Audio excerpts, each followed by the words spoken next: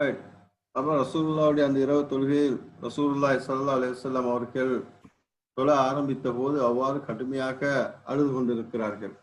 ஆயிஷா ரலியல்லாஹு அன்ஹா அவர்கள் ரசூலுல்லாவை பலமுறை ஆறுதல் படுத்தி பார்க்கிறார்கள். கடைசியில பிலால் ரலியல்லாஹு அன்ஹு அவர்கள் ரசூலுல்லாவை சுபஹ் தொழுகைக்காக அதான் சொல்ல போகின்ற போது ரசூலுல்லாவை பார்த்து விட்டு தான் பிலால் ரலியல்லாஹு அன்ஹு அவர்கள் செல்வார்கள். அந்த நேரம் ரசூலுல்லாவுடைய வீட்டுக்கு பிலால் ரலியல்லாஹு அன்ஹு அவர்கள் வந்தபோது ஆயிஷா ரலியல்லாஹு அன்ஹா சொல்கிறார்கள், பிலால் ரசூலுல்லாஹ் கடுமையாக அழுது கொண்டிருக்கிறார்கள், நீங்கள் தான் ஆறுதல் படுத்த வேண்டும் என்று. அப்போது ரசூலுல்லாஹி ஸல்லல்லாஹு அலைஹி வஸல்லம் அவர்கள் பக்கத்தில் வந்து பிலால் ரலியல்லாஹு அன்ஹு அவர்கள், அல்லாஹ்வுடைய தூதரே, நீங்கள் தான் முன்பின் பாவங்கள் எல்லாம் மன்னிக்கப்பட்ட நபியாக இருக்கிறீர்கள் என்று சொன்ன போது ரசூலுல்லாஹ் சொல்கிறார்கள், பிலால், நான் எனது இறைவனுக்கு நன்றியுள்ள ஒரு அடியானாக இருக்கக்கூடாதா என்று சொல்லிவிட்டு ரசூலுல்லாஹ் சொல்கிறார்கள், நேற்று இரவு எனக்கு சில வசனங்கள் அருளப்பட்டன, அந்த வசனங்களை ஓதி காண்பித்து விட்டு சொல்கிறார்கள், யார் இது பற்றி சிந்திக்கவில்லையோ அவர்கள், இதனை ஓதிவிட்டு இதனை சிந்திக்கவில்லையோ அவர்கள் நாசமாகட்டும் என்று ஸல்லல்லாஹு அலைஹி வஸல்லம் அவர்கள் சொன்னார்கள். ஏன்னா ரசூலுல்லாஹி ஸல்லல்லாஹு அலைஹி வஸல்லம் அவர்கள் அந்த வஹீனுடைய பாரத்தை மிகச் சரியாக உணர்ந்து அதனை பெற்று எங்களுக்கு தந்திருக்கிறார்கள். நாங்களும் அந்த வஹீனுடைய பாரத்தை சரியாக அறிந்துதான் குர்ஆனை ஓத வேண்டும், அதனை நடைமுறைப்படுத்த வேண்டும் என்பதுதான் இந்த சம்பவங்கள், இந்த நிகழ்வு, ரசூலுல்லாஹ்வுடைய இந்த உடல்நிலை மாற்றங்கள் எங்களுக்கு சொல்லித் தருகின்றன என்பதை நாங்கள் புரிந்து கொள்ள வேண்டும். அடுத்த விஷயத்துக்கு நான் போவோம்.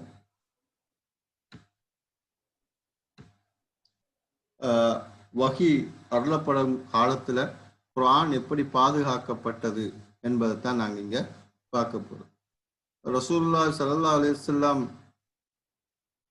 அவர்களுக்கு வஹி அருளப்பட்டு கொண்டிருந்த காலத்தில் 2 முறையில் சஹாபாக்களை கொண்டு ரசூலுல்லாஹி ஸல்லல்லாஹு அலைஹி வஸல்லம் அவர்கள் இந்த குர்ஆனை பாதுகாத்தார்கள்.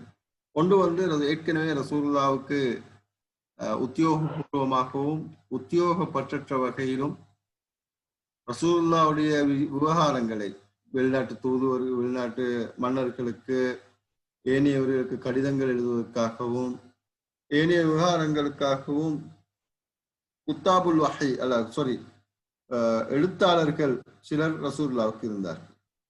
அதே போல குர்ஆனை எழுதுபவர்கள், குத்தாபுல் வஹியை எழுதி கொள்பவர்களும் சிலர் இருந்திருக்கிறார்கள். அப்ப ஒரு குர்ஆன் வசனம் அருளப்படுகின்ற போது எந்த குர்ஆன் வசனத்துக்கு பக்கத்தில் இதனை எழுத வேண்டும் என்பதை ரசூலுல்லாஹ் அந்த சஹாபாக்களுக்கு அறிவிப்பார்கள். ஏனென்றால் குர்ஆன் தர்த்தீபு திலாவா, தர்த்தீபு நுஸுல் என்ற ஒரு ஒழுங்கில் இறங்கியது. முதலாவது எங்களுக்கு தெரியும், சூரா அலக்கினுடைய 5 வசனங்கள் தான் இறக்கப்பட்டன. ஆனால் நாங்கள் இப்போது குர்ஆனை ஓத துறக்க ஆரம்பிக்கின்ற போது இருக்கின்ற ஒழுங்கு அதல்ல, சூரா ஃபாத்தியாவில் இருந்தால் நாங்கள் வருகிறோம். எனவே இதனை ஓதுகின்ற ஒழுங்கை நாங்கள் சொல்லுவது தர்த்தீபு திலாவான்னு சொல்லுவோம். உங்களோட புக்கில் இல்லை, நீங்க குறிச்சு கொள்வீங்கன்னு நான் நினைச்சு கட்டாயம் குறிச்சு கொள்ளுங்க. தர்த்தீபு திலாவா என்பது குர்ஆனை ஓதுகின்ற ஒழுங்கு. தர்த்தீபு நுஸுல் என்பது குர்ஆன் அருளப்பட்ட ஒழுங்கு. எனவே இந்த வஹி அருளப்படுகின்ற போது அதனை எழுதி கொள்கின்ற இந்த குத்தாபுல் வஹி என்று சொல்கிறவர்கள், குத்தாபுல் வஹி என்பவர்கள் வஹியை எழுதி கொள்பவர்கள், அவர்கள் ரசூலுல்லாஹ்வுடைய அறிவுறுத்தலின்படி இந்த தர்த்தீபு திலாவா ஒழுங்கில் அதனை எழுதி கொண்டார்கள். அப்ப எங்களுக்கு தெரியும் பிள்ளைகள், அப்ப குர்ஆன் எழுதுற காலத்துல, அந்த சஹாபாக்கள் எழுதி கொள்கின்ற காலத்துல பேப்பர் இருக்கல்ல. பேப்பரை கண்டுபிடிச்சது அப்பாசியர்கள் காலத்துல, அப்பாசியர்களுடைய ஆட்சி காலத்துல சைனாவில இருந்துதான் அப்பாசியர்கள் பேப்பர் உற்பத்தி செய்கின்ற தொழில்நுட்பத்தை அறிந்து கொண்டார்கள் என்பது வரலாற்று ஆசிரியர்கள் குறிப்பிடுகின்ற ஒரு செய்தி. ரைட். எனவே அந்த காலத்துல பேப்பர் இல்லாதன் காரணமாக அவர்கள் தோல் துண்டுகளிலும் மரப்பட்டைகளிலும் குர்ஆன் வசனங்களை எழுதி சேகரித்துக் கொண்டார்கள். அடுத்ததுதான் சஹாபாக்கள் மனனம் செய்து கொள்வது. அவர்கள் குர்ஆன் வசனங்கள் அருளப்படுகின்ற போது உடனுக்குடன் அதனை மனனம் செய்து கொள்பவர்களாக இருந்திருக்கிறார்கள். அதுவும் தர்த்தீபு திலாவா ஒழுங்கில் தான் அவர்கள் மரணம் செய்து கொள்வார்கள். இவ்வாறு மரணம் செய்கிறவர்களும் அல்லது எழுதி கொள்பவர்களும் குர்ஆனை அவர்களுடைய வாழ்க்கையில் நடைமுறைப்படுத்தி கொண்டே சென்றார்கள் என்பது குறிப்பிடத்தக்க மிக முக்கியமான ஒரு உண்மை.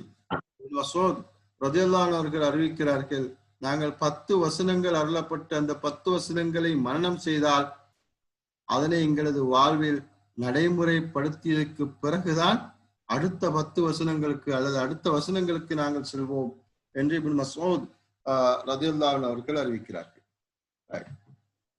அடுத்த விஷயம் நாங்கள் பார்க்க போறது, இது ரசூலுல்லாஹி ஸல்லல்லாஹு அலைஹி வஸல்லம் அவர்களுடைய காலம் வரைக்கும், அதாவது ரசூலுல்லாஹி காலத்துல குர்ஆன் எப்படி நடைமுறை பாதுகாக்கப்பட்டது என்பதை நாங்கள் குர்ஆன் அருளப்படுவதோடு தொடர்பான விஷயங்கள்.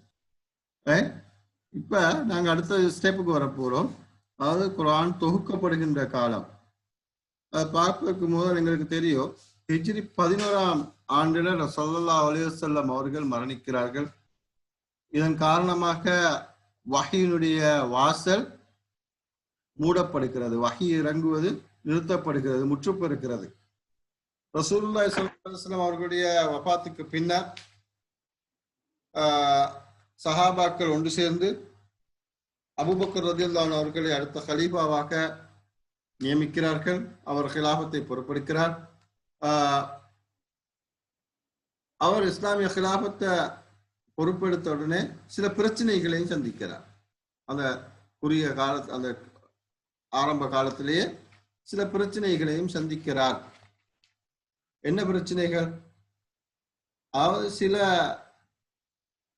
பிரதேசத்திலிருந்து சில மனிதர்கள் ஜக்காத் கொடுக்க மறுக்கிறார்கள். எஸ், பேசணுமா? கருத்தில் கேள்வி கொள்மா? ரைட். அப்ப அவர்களுக்கு அந்த நிலையிலிருந்து அவர்களை மாற்ற வேண்டும். எனவே அவர்களுக்கு எதிராக ஒரு யுத்தம் தொடுக்கிறார்கள் அபூபக்கர் ரலியல்லாஹு அன்ஹு அவர்கள். அப்போது சில சஹாபாக்கள் சொல்கிறார்கள், கொஞ்சம் காலம் சென்று பார்க்கலாமே என்று. இருந்தாலும் அபூபக்கர் ரலியல்லாஹு அன்ஹு அவர்கள் சொல்கிறார்கள், அல்லாஹ் மீது சத்தியமாக அல்லாஹ்வுடைய தூதருடைய காலத்தில் அவர்கள் ஒரு ஒட்டகத்தில களத்துல கட்டுகின்ற கயிற்றின் அளவு ஜக்காத்தை கொடுத்து விட்டு அவர்கள் இப்போது அதனை மறுக்கிறார்கள் என்றால் நான் அவர்களுக்கு எதிராக யுத்தம் செய்வேன் என்று சொல்கிறார்கள். இரண்டாவது மிகப்பெரிய பிரச்சனை என்ன என்றால், ஸலாபத்துடைய அபூபக்கர் ரலியல்லாஹு அன்ஹு அவருடைய காலத்துல முசைலமா என்ற ஒரு பொய்யன் தன்னை போலியாக நபி என்று சொல்லிக்கொண்டு முஸ்லிம்களை வழிகெடுத்தி கொண்டிருந்தார். சில மனிதர்கள் அவர் இஸ்லாத்தில் ஈமானில் பலம் குன்றிய சில மனிதர்கள் அவனை ஏற்றுக்கொண்டிருந்தார்கள். எனவே அவனுக்கு எதிராகவும் யுத்தத்தை நடத்த வேண்டிய ஒரு கட்டாயமான தேவை அபூபக்கர் ரலியல்லாஹு அன்ஹு அவர்களுடைய காலத்தில் நடைபெறுகிறது. எனவே அபூபக்கர் ரலியல்லாஹு அன்ஹு அவர்கள் என்ன செய்கிறார்கள் என்றால், இந்த முசைலமாவுக்கு எதிரான யுத்தத்தை நடாத்தி ஹிலாஃபத்துடைய பல பகுதிகளில் இந்த யுத்தம் நடைபெறுகிறது. நடைபெற்றுக் கொண்டு போகின்ற போது யமாமா என்ற பிரதேசத்தில் இந்த யுத்தம் மிக மும்முரமாக மிக வேகமாக நடக்கிறது. இதன் காரணமாக இஸ்லாத் குர்ஆனை மரணம் செய்த 70க்கும் மேற்பட்ட ஹாஃபில்கள் ஷஹீதாக்கப்படுகிறார்கள் இந்த யுத்தத்தில். இதனை அவதானித்த உமர் ரலியல்லாஹு அன்ஹு அவர்கள் கலீஃபா அபூபக்கர் ரலியல்லாஹு அன்ஹு அவர்களுக்கு ஆலோசனை வழங்குகிறார்கள். இந்த போக்கு குர்ஆனுடைய இருப்புக்கு ஆபத்தாக அமையலாம். இதன் காரணமாக நாங்கள் உடனடியாக குர்ஆனை நூலுறுப்படுத்துகின்ற அந்த பணியை செய்ய வேண்டும் என்று சொல்கிறார்கள். இருந்தாலும் அபூபக்கர் ரலியல்லாஹு அன்ஹு அவர்கள் அதனை உடனடியாக ஏற்றுக்கொள்ளவில்லை. ஏனென்றால் ரசூலுல்லாஹ் இதனை தெளிவாக செய்யவில்லை என்பதை காரணம் காட்டி.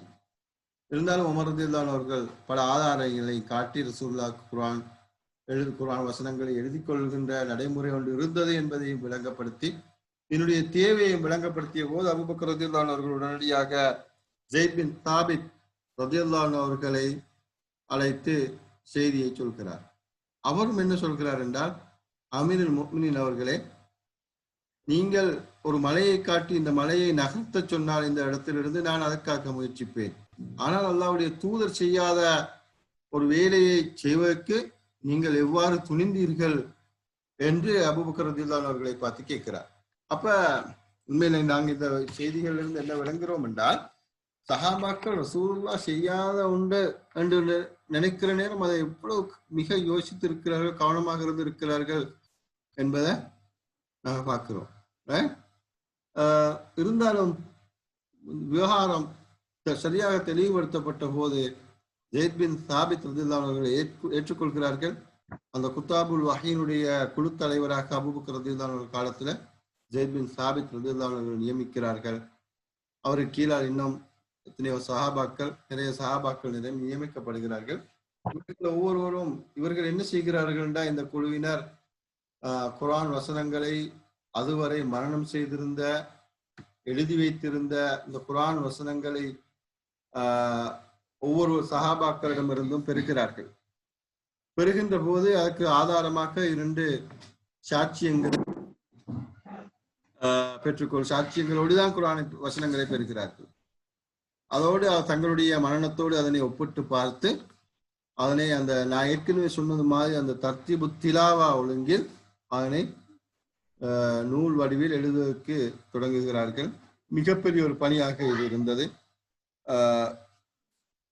அவ்வாறுதான் அபூபக்கர் ரலியல்லாஹு அன்ஹு அவர்களுடைய காலத்தில் எழுதப்பட்டு அந்த குர்ஆன் நூல்படுத்தப்பட்டது. இதனை நாங்கள் முதலாவது முஸ்ஹப் என்று சொல்கிறோம். முதலாவது எழுதப்பட்ட குர்ஆன் பிரதியை முதலாவது முஸ்ஹப் என்று சொல்கிறோம். இந்த முஸ்ஹப் அபூபக்கர் ரலியல்லாஹு அன்ஹு அவர்களுடைய காலத்தில் அவருடைய கைவசம் பாதுகாப்பில் இருந்தது.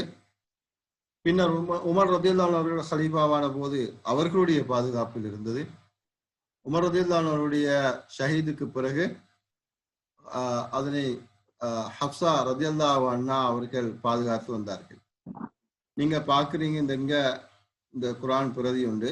இது உண்மையில அபூபக்கர் ரலியல்லாஹு அன்ஹு காலத்துல பிரதி பண்ணினது அல்ல. அதுக்கு பிறகு உஸ்மான் ரலியல்லாஹு அன்ஹு காலத்துல பிரதி பண்ணினது குர்ஆன் எழுதின குர்ஆன்ல ஒரு பிரதி. இது நான் நினைக்கிறேன் இன்றைக்கும் டர்க்கி மியூசியத்துல இந்த குர்ஆன் பிரதி இன்னும் இருக்கிறது. நாங்க அடுத்தது உஸ்மான் ரலியல்லாஹு அன்ஹு அவருடைய காலத்தை பற்றி நாங்க கொஞ்சம் பார்க்க போறோம். அதாவது உஸ்மான் ரலியல்லாஹு அன்ஹு அவருடைய காலம், அபூபக்கர் உமர் ரலியல்லாஹு அன்ஹு அவருடைய மரணத்துக்கு பிறகு உஸ்மான் ரலியல்லாஹு அன்ஹு அவர்கள் ஹலீஃபாவாக வருகிறார்கள். அந்த காலத்திலேயும் ஹிலாஃபத்துடைய விரிவாக்கம் அல்லது சில காரணங்களுக்காக ஆர்மேனியா போன்ற இடங்கள்ல யுத்தங்கள் நடைபெறுகிறது. இஸ்லாத்தின் எதிரிகள் இஸ்லாத்துக்கு எதிராக சதி செய்து அல்லது இஸ்லாமிய ஆட்சியை கவிழ்க்க முயற்சிக்கின்ற போது அதற்கு எதிராக யுத்தங்கள் செய்வது நடைமுறையில் உள்ளது. எனவே அந்த வகையில் ஆர்மேனியா நடந்த அந்த யுத்தத்துல சிரியாவை சேர்ந்த மற்றும் ஈராக்கிய வீரர்கள் குர்ஆனை ஓதுகின்ற போது, அங்கிருந்து அந்த பிரதேசங்களிலிருந்து வந்த சில வீரர்கள் குர்ஆனை ஓதுகின்ற போது அவர்களுடைய மொழி வழக்குக்கு ஏற்ப குர்ஆனை உச்சரிப்பதை ஹுசைஃபா இப்னுல் யமானி ரலியல்லாஹு அன்ஹு யுத்தத்தில் தளபதியாக சென்றிருந்த ஹுசைஃபா இப்னு யமானி ரலியல்லாஹு அன்ஹு அவர்கள் கவனிக்கிறார்கள். கவனித்து இதனை ஹலீஃபாவிடம் சொல்கிறார்கள், அமீருல் மோமினின் அவர்களே, குர்ஆனை ஓதுகின்ற முறையில் மனிதர்கள் மத்தியில் கருத்து வேறுபாடுகள் இருக்கிறது, இதனை சரிப்படுத்த வேண்டும் என்ற அந்த செய்தியை உஸ்மான் ரலியல்லாஹு அன்ஹு அவர்களுக்கு எத்தி வைத்த போது உஸ்மான் ரலியல்லாஹு அன்ஹு அவர்கள் என்ன செய்கிறார்கள் என்றால், உடனடியாக ஹப்ஸா ரலியல்லாஹு அன்ஹா அவர்கள் பாதுகாத்து வைத்திருந்த அந்த குர்ஆன் பிரதியை பெற்று அதிலிருந்து பல பிரதிகளை எடுக்கிறார்கள். 7 அல்லது 12 என்ற அந்த செய்தி இருக்கிறது. அந்த பிரதிகளை பெற்று அந்த பிரதிகளை பண்ணி கிலாபத்தில் எங்கெங்கெல்லாம் பிழையாக ஓதிய அந்த பிரதேசங்களுக்கு குர்ஆன் பிரதிகளை சரியாக ஓதுகின்ற காரிகளோடு, குர்ஆனை அழகாக ஓதுகின்ற காரிகளோடு அந்த பிரதேசங்களுக்கு அனுப்பி வைக்கிறார்கள். அனுப்பி வைத்து விட்டு செய்கின்ற முக்கியமான பணி என்னென்றால் பிழையாக ஓதப்பட்ட பிரதிகளை எடுத்து அழித்து விடுகிறார்கள். அதை வைத்தால் அதுவும் இருக்கும் இதுவும் இருக்கும் என்று இருந்தால் இன்னும் பெரிய ஒரு கருத்து வேறுபாடு தோண்டி இருக்கும். எனவே அதனை இல்லாமலாக்குவதற்கு உஸ்மான் ரலியல்லாஹு அன்ஹு அவர்கள் செய்த மிகப்பெரிய பணி அந்த பிழையாக ஓதப்பட்ட பிரதிகளை எடுத்து அவற்றை அழித்து விடுகிறார்கள். எனவே இதன் காரணமாக நாங்கள் அறிகிறோம், வரலாற்றில் உஸ்மான் ரலியல்லாஹு அன்ஹு அவர்களுக்கு இன்னொரு சிறப்பு பட்டம் இருக்கிறது, ஜாமியால் குர்ஆன். குர்ஆனில் மனிதர்களை ஒன்று சேர்த்தவர், குர்ஆன் பக்கம் மனிதர்களை ஒன்று சேர்த்தவர், பிளவுபடாமல் மனிதர்களை ஒன்று சேர்த்து விட்டார்கள் என்ற ஒரு சிறப்பு பெயர் உஸ்மான் ரலியல்லாஹு அன்ஹு அவர்களுக்கு இருக்கிறது. பிள்ளையர், இந்த பாடம் இவ்வளவு தான். இந்த இடத்துல நான் உங்களுக்கு ஒரு 5 minutes தார, நீங்க உங்களுக்கு கேள்வி கேட்க தேவைண்டா.